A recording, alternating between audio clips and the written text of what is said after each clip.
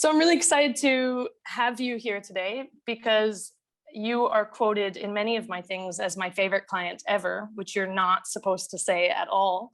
But but you were a key point of my TEDx talk. You've been with K2 Fit for years. You're a good friend. You're part of a K2 Fit family. And I just want to actually give as much value to our people who have struggled in their own fitness journey like you did. And, let's hope to inspire many people with your journey and how you got the weight off, because you said the word to me, you were obese, right? And I wanted to ask, how did you get to that starting point before you made the shift? Yes. So 2017 was a pivotal year for me.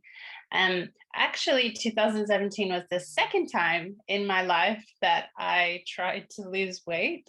I lost a significant amount of weight, like in 1998. But from 1998 to 2017, I think that journey was just life happening and getting married and having 3 kids and moving internationally and all the good food in Asia, I just enjoyed every minute of all that, including having Yes. twins in that time. So I think the weight was not, it was a really gradual, it's like you don't even realize it's happening. It's just really gradual that the weight got piled on. And trying to take care of 3 little kids, especially when my kids were young. I had 3 kids in 17 months. So Wow. that kind of took priority. And so self-care was not high on the list at all. It should have been, but it wasn't.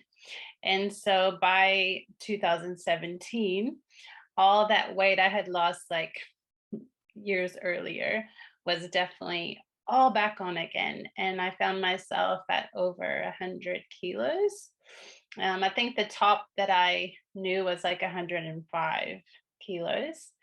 And I got to that stage and I realized this isn't good, and Right. when you look down at this scale and it says 105 kg, like, okay, this is bad. I need to do something. And this happens, I think, a lot. And a lot of people forget about self-care because, especially busy moms, kids, family, shopping, work, everything comes first, right? And it's so often that people will put gym or a workout or a walk or whatever it is down at the very, very bottom of the list, because when you're going through your day and you're so busy and you need to do this, and kids are asking for you, calling for you, dinner needs to be on the table, lunches need to be made, and all this stuff. Of course, you still have to do all this stuff, but finding that time and carving out that time for you to, take care of yourself.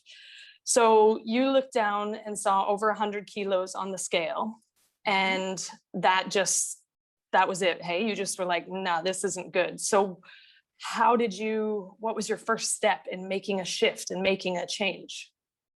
So the number on this scale was definitely a big reality check that, okay, you're obese. But I shared with you before, but I'll share again for the purpose of this podcast. But, I was out with my kids one day, like in the park, and I had 3 little kids at the time, and they were running ahead. And I was like, oh, I couldn't keep up. And I said, hey guys, you're going too fast. Slow down a little bit. And one of my boys looked back and he says, Mom, we're not going fast. You're the slow one. And he wasn't being rude, but he was telling me the truth. And I really physically could not keep up. So besides the number on the scale, I had a few of these little moments of just recognition that the extra weight was just really taking a toll on my body, and that I, while trying to be an awesome mom and working full time and all these things, my body just was just crying out that I need to do something. So I started making little changes. I knew I had tried a diet before and I lost a lot of weight really quickly, which probably was not the healthiest way. And so I know I didn't want to go that route again. So my first thing was to cut sugar out of my coffee. Um, I loved sugar in my coffee. I put quite a bit. So I told my Yes. husband, I said, I think I'll not put sugar in my coffee. And I made pulled faces for the first few days, like, oh, that tastes awful. But I got used to that. That was my first little change. My That second, is, before you go on, I just want to touch on that a little bit because I have so many clients that say, well, I'm just going to quit drinking coffee because I can't drink coffee without sugar. Or like it's a one or the other, and don't give themselves enough time to like basically get used to it. Because it is a big shift to go from sugar to none, or like, I mean, there's really nice milks out there now that kind of take that edge off, but how long did it yeah, take you to get used to it? about 2 weeks. Okay. So it actually wasn't that long, and I was actually okay. And I gave myself about, for each little change, I would give myself like 2 or 3 weeks. So by just enough time to get used to that little change before I change something else. And that was absolutely key for me. Just one little change, a manageable, incremental change that I could do, something doable. I can achieve this. I can do this. And it would, each one Yes. only took a couple of I, weeks. I love Reed's. That's great. I love hearing this straight from you, because if you guys watch my TEDx talk, this is the story, but it's much better coming from Misty. You don't even need to watch my TEDx talk now. No, I'm kidding. Go watch my talk. But it's so cool because we're learning your step by step. Because there was so much I wanted to say in the talk, right? But you have to make it so condensed and like fine point. But we're able to like go into deep detail, which will help people even more, the people that are listening to the podcast and want to know how to make those changes. So I mentioned that you went off sugar in your coffee, then you took out soft drink, right? And but like knowing how long it took you is really, really key for somebody who's also starting where you started, to just make that manageable step and like do it for a couple weeks, then one more tiny step forward.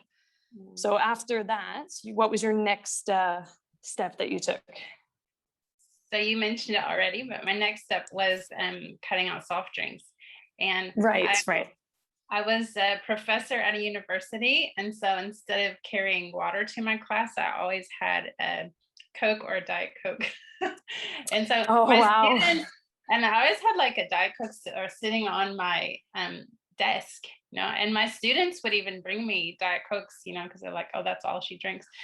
And so I switched from, Coke or Diet Coke to water. And that was actually a huge thing for me to give that up. And it was just a habit. And so I knew that that wasn't great, just putting all those chemicals into my body. And so, and just the bad stuff that's in soft drinks. And so that was a second change. But not putting sugar in my coffee and then dropping the soft drinks, I actually started to lose weight just with those two little changes. And so my body was like rewarding me and saying, yes, you're doing something right. But it was a tiny change, but it was making a huge impact, and there was a huge result. And then my next step was like, I have to move, I have to exercise, I have to do something. And so of course I lived in China at the time, and you walk everywhere, so walking really wasn't an issue. I knew I had to do more than that. And so I put on Just Dance videos.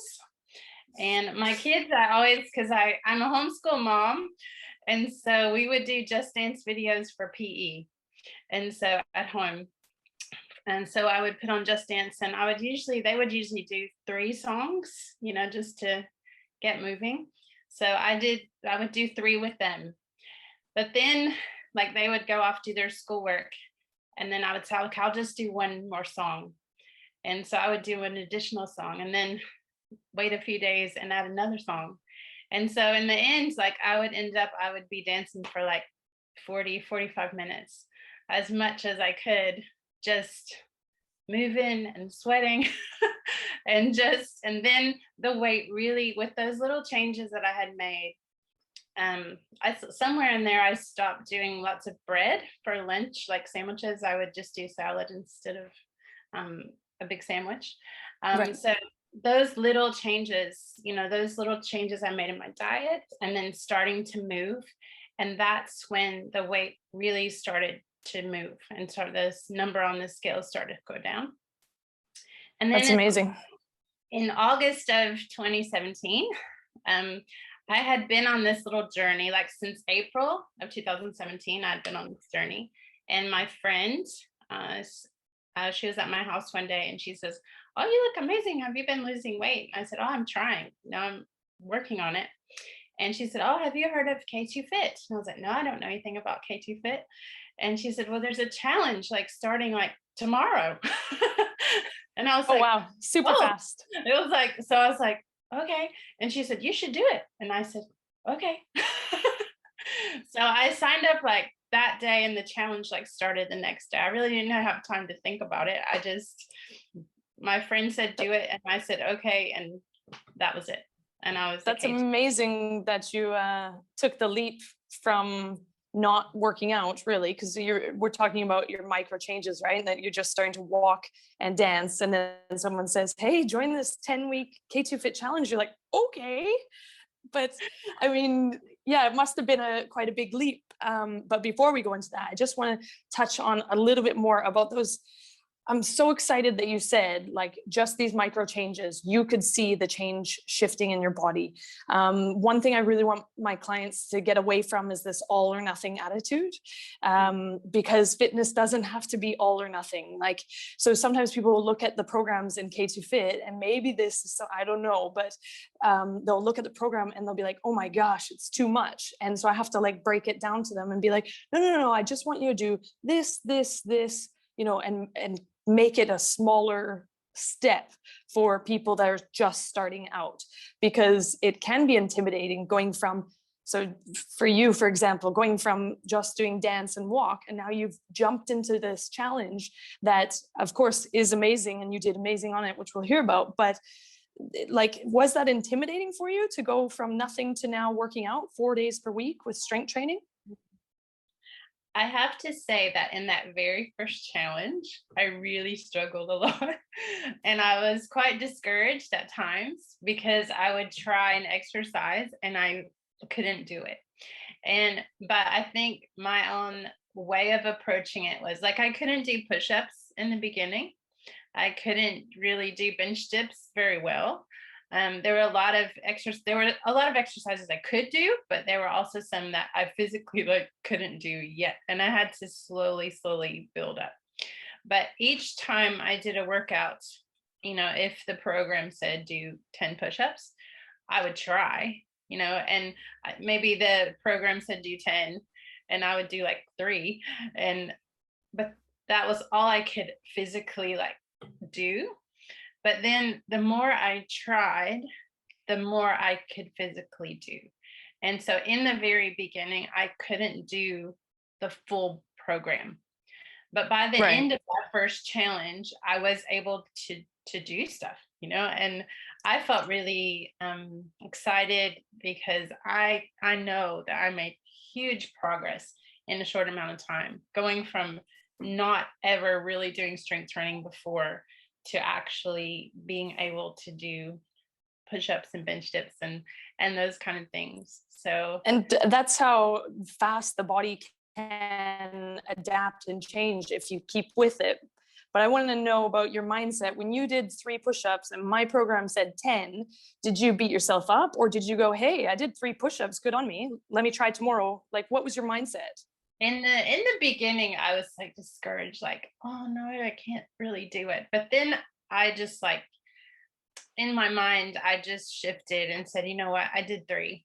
And in the beginning, I was discouraged. There may have been a few tears. Oh, you poor thing. but then I had to self-talk, talk to myself like, okay, Misty, you did 3 where before yesterday you were doing 1 or 0, and now you can do 3. Like, give yourself kudos for that. We're going to try again tomorrow, see what we can do tomorrow. And so my fitness journey with K2 Fit was very incremental from, and I just did what I could. And I think that's a big message that you probably want to send out to your clients, to just do what you can and just keep trying and don't give up. And if you can't do all the reps, all the rounds, it doesn't matter, as long as you are, being better than yesterday. Yeah. And just continuing on. And I think it's a huge message to people, because there are people starting from like obese or never trained, and they are scared, and they're asking me, can I do this? And I have to give this message out constantly, like, whatever you can do is a success. Like, just you starting the challenge, or just you starting the K2 Fit journey, or your own journey, whatever it is a success. And every time that they try to be fit or do an exercise and keep pushing forward is a success.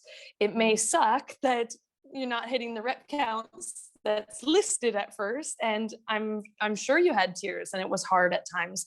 And I think, as human nature, we are hard on ourselves, right? So I'm sure that going through your head was, oh, why can't I do this? I'm not good enough to do 10 push-ups. What, but you just knew that if you kept going and moving forward, that you would just get stronger and better every day, which you clearly did. Because I'm just going to jump. How much did you end up losing? Where are you at now, Misty? So I went from 105 kilos down to 70. So total weight loss over time. It took a long time, but that was 35 kilos total. Yeah. 35 kilos. And for the Americans out there, wait, aren't you American, Misty? You say kilos. Good job. I am. But I live in New Zealand. You're the American that lived in China. Now you're in New Zealand with your New Zealand family, got everything. I don't even know. So I'll calculate. So for those who don't know, it's 77 pounds. 35 kilos, 77 pounds. That's amazing. That's like a small person. It is a small person. Yeah. That's like creaky. She's shrinking as she gets older.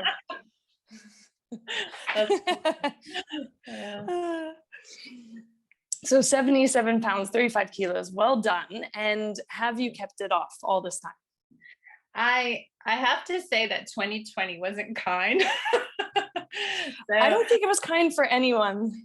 So I have put a little bit back on, but now I know what to do. And so I'm working on that at present, to just get back down. So it hasn't been a dramatic weight gain, but I need to, obviously I think the stress of 2020, a lot of people, I was continuing my health journey, but I think that the stress of 2020 maybe just got to me. And so now understandable. I think everyone's kind of in that boat. Yeah, including myself. I'm definitely not the fittest I've ever been. It's been a rough year. When you were doing the K2 Fit challenge, you went from being a participant on somebody else's team to actually leading a team. What made you jump to that? And did it help your progress, having other people be accountable to you? Yes, it did, in the short answer. Moving from a participant to a captain, I had a great captain. Corley was my captain when my first challenge. She was amazing, and she was super encouraging, and I loved my team. Then Corley left China, and she asked me, she said, oh, you'd be a great captain. I think my personality is naturally encouraging. And so I think that is what made me a good captain. just being able to, and I was on the journey myself, and I was moving from, still at that stage when I became a captain, I wasn't the fittest person. I was still on a journey from obesity to health.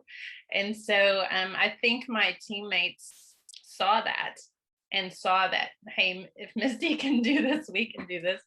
And so it was basically leading by example. And I was very honest, with my team, like, hey, I'm just right in this with you. And I think that they saw that. And so, and I just tried to treat my team as family.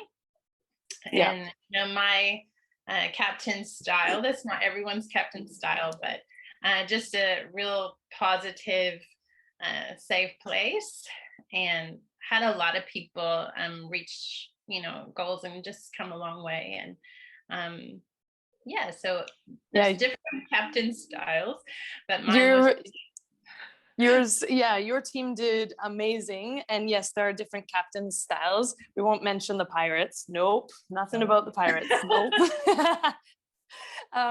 It's so interesting because you absolutely treated your team like family, and it's amazing how K2Fit's grown and worldwide. And now we have this captains program that we work with the captains on Zoom and do like captains meetings and talk about how we can better serve our people, which means people are getting better results. And K2Fit really has, I think it always was from me, but like the way we're trying to make sure everyone feels like family, like that you come into K2Fit and you're set up with a captain either in your area or one that's suited to you, right? But most of the captains have a very similar style to me and you now, like, because that's what we want. We want to encourage people and give them a supportive space where they feel like every step forward is like a step in the right direction to their success, right? So that, it's amazing how it comes like full circle. And now you're doing it for you too, right? You became a coach. I did become a coach. Yeah. So I became a certified health and wellness coach.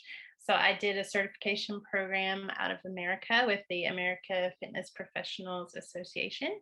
And so that required a lot of study and understanding things about body and health and wellness. I'm getting ready to do some more study to get recertified. So I need to get back into that. But I have my own business now, New Dawn's Fitness here in New Zealand. And in 2020, we ran 4 fitness challenges. Our most successful challenge in 2020 was a family fitness challenge. And it was for parents and kids together. And that was during a lockdown in New Zealand. So it was all online. And I made videos featuring my own kids. Cool. So we did these family workouts, and a lot of them were silly and goofy and just fun to get families and hopefully encourage people when they were trapped at home and keeping fit, especially in the lockdown situation. That's amazing. That's really cool that you did it with families, because I think when you start kids young in fitness and health and wellness and really understanding, they're set up for life, right? I think it reminds me, like when I was 19, that's when I became a coach, right? So that was like 5 years ago. No, it was not 5 years ago. 20 years ago. And I remember the food that my mom and dad were separate, but I remember the food my mom had in the kitchen. And I was a junk food addict, actually. Like when I really thought of it, my mom cooked decent dinners, like really healthy dinners and stuff. But when I wanted a Pop-Tart, I went to the freezer and heated up a Pop-Tart. And seriously, if I had not been an athlete, oh my gosh, I was eating crap. And then I became a coach and I was like, oh, I shouldn't be eating this, and imagine had I not been a coach. Like, yes, my parents told me, you can have a treat or it's junk food or stuff, but it was still readily available for me to have. So I think it's really important for people like parents, especially, to mostly have healthy foods and healthy snacks for their kids. Yes, there's a time to indulge in some cheeky bits and stuff, but yeah, if I hadn't become a coach, and I was working at McDonald's at the time too, man, you never know. I could have been my own success story. Goodness. Maybe. But that's so cool that you do families. So are you still doing that at New Dawn's Fitness, right? Yeah, New Dawn's Fitness in New Zealand. So primarily at the moment, I'm teaching, I run boot camps for families. So that's my primary focus this year. So I run fitness classes and parents and kids come together. Our youngest participants are around 5 or 6 years old. And so we have some tiny little mini weights for them. So like 1 kilo or 2 kilos, but they like to grab the ones that, one. of course, yes. I've got 5-year-olds trying to pick up these like really heavy weights, and I'm like, I'm gonna try the smaller one. So we do run boot camps for families, and so really that's I think become the focus of our at New Dawn's Fitness is for families. So I think so your focus is family boot camps offline. Yeah. So you're in person. Yeah, so we have in person. So far this year, we haven't done another challenge. So, but that's in the works. I think we will try to do at least 2 challenges in this year. But yeah, that's in the works. Could people join those challenges online? Absolutely, absolutely. So those are. So we'll see what we do this year. But yeah, I have a Facebook page at New Dawn's Fitness. So it's New Dawn's with a Z on the end. DAWNZ or Z. Z, yes. Okay, so New Dawn's Fitness is the group name. Yeah. You can find us on Facebook, and then there's lots of information there about upcoming challenges or things that we do. But primarily this year, we've done in-person boot camps here in our city in New Zealand for kids and parents together. So amazing. So a lot of I found a lot of moms here, you know, they take their kids to things, but the moms are just sitting on the sideline, or the dads, and not participating. And so this is, you must participate together if you come to one of my boot camps. So it's that's very cool. It's a very cool model. And I like that you're focusing on families and getting people to work out together, because when the kids see that, I mean, it's just such a benefit for them for the long term. And of course, the parents that are sitting lazily at soccer, just watching. Yes. I'm just kidding. No offense to parents that like to watch their kids play soccer. That's what my parents did. Yeah. Cool. Before I let you go, I want to just ask what made you go into coaching? Actually, what inspired you to become a coach? So you already had your fitness under control. Then what? I think that I learned in my own health journey that there are a lot of people like me, and a lot of people in my own journey, then I had the power to inspire. So there's a little saying that you can't call people to things you haven't done yourself. And for me, I had done it myself. You know, I had gone from obesity to health, and the little changes that I had made, I felt like I could use my story and use my own journey to inspire other people to do the same. But I knew I needed to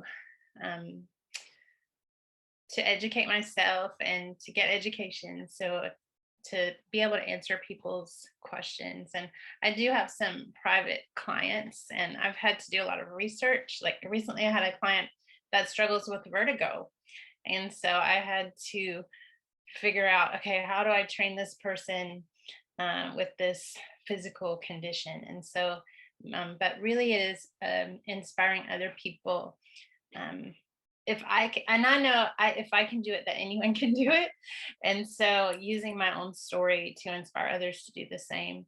And really my heart is for families, and, you know, for my own kids, but for other families, because I'm a better mom, I'm a better wife, a better parent, just because I have taken some time to get healthy and some time to care for myself. And I wanted to be a good mom, but part of being a good mom is looking after yourself so that you're able to be there for your kids and keep up with your kids. And now I have 3 teenagers. So that's a challenge in itself. My oldest is 15, and then I have soon to be 14-year-old twins. And so I want to be there for them. I want to, be healthy for them, to be able to do stuff with them. I don't have them at home much longer, but I want to be able to be present with them and be active with them and to do things that they love, and hopefully give them tools that they can have a healthy lifestyle and do better than I did, and inspire other families, to be well, and that it's possible. I think the biggest thing in becoming a coach was to tell people that getting healthy is possible. And because I've done Yes. it, no, I've actually done it. And so to just tell people that, hey, getting healthy, and making small, incremental, manageable changes is the way forward. And by doing that myself, that is just a message that I continue to shout from rooftops. You can do this. Good. Please do. It's an amazing story to know where you started, where you ended up, and you're still going, of course, and that you're now taking your own journey to become a coach and inspire other people with your story. It is amazing that you get to now utilize that to help other people see that this is very doable. And if you just break it down to the small, tiny steps that you need to take, it is very doable to get healthy and get fit. We don't have to be supermodels or on stage like bodybuilders or anything like that, but living in our healthiest, fittest, that we feel good and feel like good parents and good wives, and that's it. So I'm so happy you've become a coach. It's really, really very cool. And I'll be sure to put in the show notes your link so people can get in touch with you, especially if they're in New Zealand. I love that you're an expat mom that's just traveled the world. Now you're in New Zealand. What part of New Zealand are you in? So if anyone... Yeah, we're in Tauranga, New Zealand. So it's in the Bay of Plenty in the North Island. And it's a beautiful place. And yeah, we love it here. And yeah, it's a great place for our family in this stage of our life. So with high school. So I traveled there, actually. That was one of my first places I traveled overseas. And I went to Rotorua. Is that right next to... Yeah. It's close to there, right? Yeah, it's a gorgeous part of the world. An hour away. Remember the green of New Zealand and the fresh air. Why am I in China again? I lived in China for 25 years, so I did my time in China. You did? Wait, you did 25 years? Does that mean I'm stuck here for 5 more years? Oh, man. That's your call. So I can get out if I want. Okay. Yeah. No, I love it. It's hard. It's so funny. We like kind of make fun of wherever you live and stuff like that. Oh, China's hard and stuff, and it is. But we of course love China. Otherwise, we wouldn't be here this long, I love China. Yeah. But we are thinking about what the next jump is. I think I was saying to you before we actually started our chat here is that we're running and we're fully online now, right? So we do no offline. The only offline that K2Fit does is charities and like free boot camps when we visit our members around the world when we can again. So we're fully online, and we've got computers over. We feel like DJs, Christy and I, mostly her. But then the Great Wall of China, firewall, just blocks us from doing anything. So I was asking if you have online. I was going to send all my members to you. Misty has good internet.